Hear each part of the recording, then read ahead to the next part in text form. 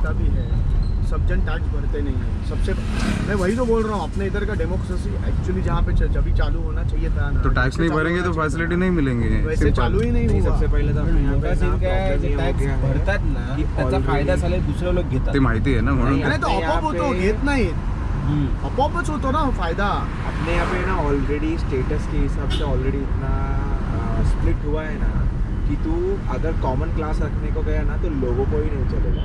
Upper class के बोलेंगे मैं वहाँ पे क्यों जाऊँ जहाँ पे लोअर क्लास नहीं, ये बनाया गया कांग्रेस ने। वही तो मैं बोल रहा हूँ, ये बन ये गया है। इनिशियली जो कंसेप्ट है ना डेमोक्रेसी का, वो सबसे बेस्ट है, एक डिसीजन सबके लिए, ऐसा ही है, इसको ही डेमोक्रेसी बोलते हैं। लेकिन उसमें क्लास बनाए गए स्पेशली क्योंकि देश अच्छे से चले ही नहीं, ये किया गया है। उसके हर एक कंसेप्ट जो है ना वो सॉलिड है कंसेप्ट। फिर प्रॉब्लम हो गया ना, अभी प्रॉब्लम हो गया म्हणजे जर माणसं अपना स्वतः जर डिसीजन गलत लोगों के हाथ में चला गया तो प्रॉब्लम हो गया। नहीं, लेकिन उसमें से कुछ लोग अच्छे भी तो है ना। हाँ, पर मस्त ना? अच्छे लोगों को कितना चला, अच्छे लोगों को मार दिया। मार दिया असं नाही आहे, फिर पण आता काय नाही करू शकत ना, तू चुकीचं पेरल्यावर चुकीचं पेरणार असं झालंय ते। पण त्यामुळे शेती चुकीची असं नाही होऊ शकत ना, तुम्ही पेरलंच चुकीचं। पण जर पेरणारे चुकीचेच येत असतील तर शेती चांगली असून फायदा पण काय? काय आहे, त्याला काय ऑप्शन आहे तुला? नहीं लेकिन वो तुला माणसांना निवडायचं आहे। करंट मुद्दा ये है कि अगर सरकार खड़ा हो जाता है तो सरकार को गिराने का भी तुम्हारे पास अथॉरिटी होना चाहिए और उसका एक प्रोसेस होना चाहिए ताकि लोगों ने खुद ने वो प्रोसेस करें। और जो लोग प्रोसेस करते हैं ना वो एकदम मतलब बोलते हैं ना, जो वोट देते हैं ना कॉमन मैन, वही होना चाहिए। वो किसी पॉलिटिक्स के उससे जुड़ा हुआ रहना ही नहीं चाहिए। ऐसा अगर कुछ क्लॉज वगैरह है कुछ किया ना तो मज़ा आ जाएगा। फिर लोगों को भी मतलब उसको भी डर रहेगा नहीं कि जब मैंने 4 महीने काम नहीं किया, 3 महीने काम नहीं किया तो मॉडल लग गए तो वो उड़ा दे।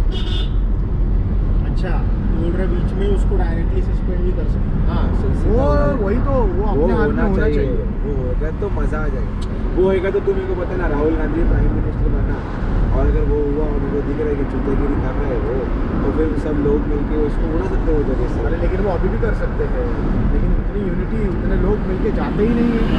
नगर सेवक के पास नहीं जाते 1000 जन, पीएम के लिए तो 10 लाख लोग चाहिए तो पीएम भी हट सकता मैं है। वही बोल रहा हूँ। चाहिए ही नहीं, माँ चुनाव कुछ नहीं करेंगे हम लोग, ना टैक्स भरेंगे ना कुछ नहीं करेंगे। अगर 20 करोड़ लोग ये करते हैं ना, उनको चेंज करना ही पड़ेगा जग मार के। यूनिटी नहीं है अपने पास। नगरसेवककडे समजा जातात 10,000 माणसं, आम्हाला हे पाहिजे आत्ताच्या आत्ता, काय उखाडू शकतो तो?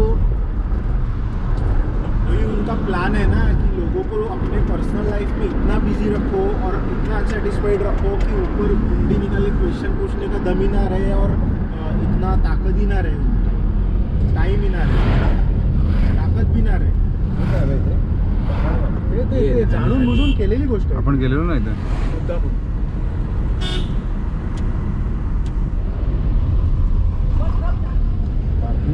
Nice nice, I like दिट.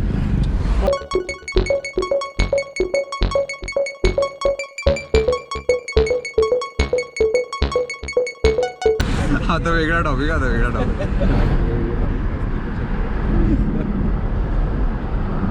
ऐसे नहीं है, फिर तो कुछ भी अपने देश के लिए नहीं है। अगर तुम्हारी नीयत ठीक नहीं है ना तो तुम्हारे देश के लिए कुछ नहीं। फिर शिवास आला ना कसला तरी. बोला रहेगा क्या लेकिन अभी राजा कौन है? क्या राजा कौन बनता था? उद्धव ठाकरे. नहीं, राजेशाही नहीं, वो बोले कि महाराष्ट्र का तो बनता है। उद्धव ठाकरे नाही, आदित्य ठाकरे. नहीं रे, राजेशाही तो- हे काय रे, डिझेल आहे की काय? अरे मध आहे. राजेशाही का प्रॉब्लम असं डिझेल घाटात तुमचं बंद पडली गाडी.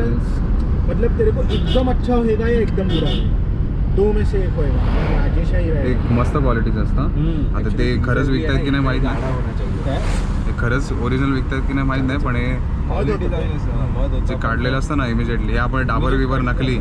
मेरे को ये समझ आता देख कैसे मालूम, अभी इन लोग ने आज जो सुप्रीम कोर्ट ये जो 14 तारीख को डाला, जो डाला है ना वो बेस्ट डाला है कि पता है क्या, ये जितना भी जस्तजू करेंगे ना, इनको क्या लग रहा है पता है क्या, अभी वोट्स मिल गए ना, अब इसके आगे सब मैं कर लूँगा, इसको उड़ा दूंगा, उसको उड़ा दूंगा, इसको कर लूँगा, उसको कर लूँगा। ये सुप्रीम कोर्ट में डाला है ना, इसके वजह से ये मालूम पड़ता है उसको भी कि तू सिर्फ बीजेपी के अगेंस्ट नहीं जा रहा है, तू महाराष्ट्र की जनता लोगों के अगेंस्ट जा रहा है। सिंपल, जिसका वोट देखो, पहली बात तो है ना, तुम जब भी तुमको यूपी में कुछ मिला है ना चीज़, यूपी का पावर मिला है तुमको, तो वो तुम ये नहीं कर सकते, तोड़ के लाद नहीं सकते दूसरे के ऊपर। बराबर है। क्योंकि देखो कैसे मालूम कि ये ये अभी- वोट जो देखो मिला है वो मेरे को तो- मिला है कि कोई बीजेपी की वजह से नहीं, मेरे को मिला है। मुझे लोगों को इकट्ठा आने के बाद ही अभी ये होगा। नहीं, मैं तेरे को बताऊँ क्या है, मुझे ऐसे लगता है, मतलब ऐसे रहेगा भी नहीं शायद, उसको ऐसे लगता है ना कि मेरा बोलना भी बाला साहेब ठाकरे के बोलने जैसा है। मैं एक बात बोलूंगा और पूरा महाराष्ट्र को की बीजेपी को हटा वो तो देगा। राज ठाकरे को भी लगता है तेवढं असं असं जे वोट निवडून आले असते ना तेवढे 50 सीट और वो तो वो दोनों ही बोलता है कि चल एटलीस्ट थोड़ा तो लगे हाँ, दोनों ने सीट सेम खड़ा किया था क्या? कोणी उद्धव नाही राज नाही हाँ, उद्धव ने आणि सीट नहीं सेम खड़ा किया था। बीजेपी 70% जगह पे खड़ा था और शिवसेना 30% जगह पे खड़ा था। नहीं पर मुझे एक बात समझ में नहीं आता कि सीएम बनना के बीजेपी तो कम काम खड़ा ही था। नहीं करते हो। बीजेपी अगर कम खड़ा रहेगा तो 105 वोट कैसे मिलेगा? क्योंकि उसका 70% वोट मिला है, जितने खड़े थे ना उसका 2014 से ज़्यादा, वही तो है। काय टेस्टीवाल्यांना घाबरत जो रेशो है ना वो 2014 से ज़्यादा है। अभी अभी मेरे को एक बात बताओ कि मेरे यहाँ पे बैंड्रा में बीजेपी वाला ही खड़ा था। बीजेपी वाला खड़ा ही नहीं था ना, हाँ, शिवसेना खड़ा था। तो जहाँ जहाँ शिवसेना का धाप है ना वहाँ शिवसेना वाले को खड़ा रखा था और जहाँ बीजेपी को लग रहा था मैं जीतूंगा वहाँ पे शिवसेना को उसने बोला चुनो। वही मैं बोल रहा हूँ, इसलिए मैं पूछ रहा हूँ कि दोनों का सीट का रेशो क्या था?